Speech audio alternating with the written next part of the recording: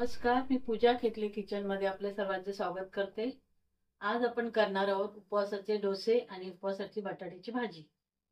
त्यासाठी लागणारे साहित्य मी हे रात्री भगर एक वाटी आणि अर्धी वाटी साबुदाण्याचे भिजत घातले होते। ते मी आता ग्राइंड करून घेतले। 1-2 तासासाठी मी ठेवणार आहे। त्यानंतर ही बटाट्याची भाजी उपवासाची करायची। पातळ असे बटाटे मी 3 चिरून घेतले, असे पातळ करायचे काप त्याचे।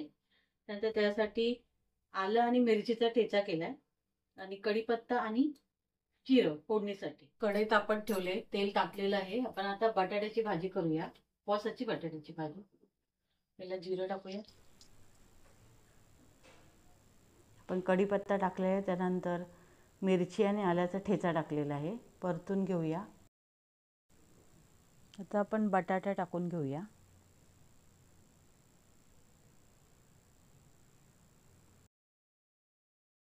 आता आपण बटाटे परतून घेऊया। हे भाजी आपण वाफेवरच करायची आहे, त्याच्यात पाणी टाकायचं नाही।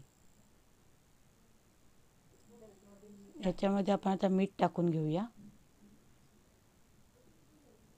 नंतर परतून घेऊया चांगली भाजी।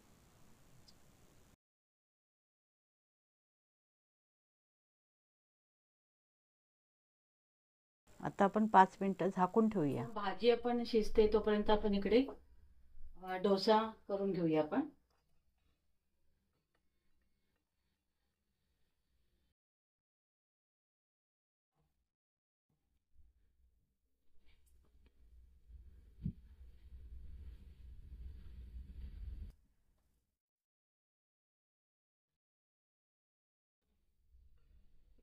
हे भगर म्हणजे आपले वरीचे तांदूळ असतात उपवासाचे, तेच आपण रात्री 1 वाटी वरीचे त्या तांदूळ आणि अर्धी वाटी साबुदाण्याचे भिजत घातले होते मी।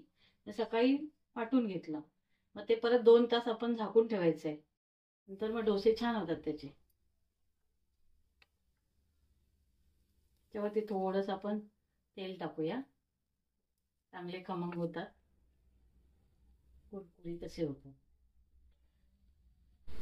हे डोसा आपण तव्यावर टाकताना जरा गॅस कमी करायची, म्हणजे ते व्यवस्थित स्प्रेड होतं।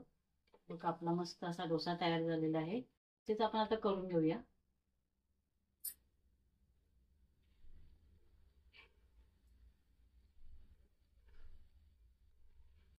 ही आपली आता बटाट्याची भाजी झालेली आहे।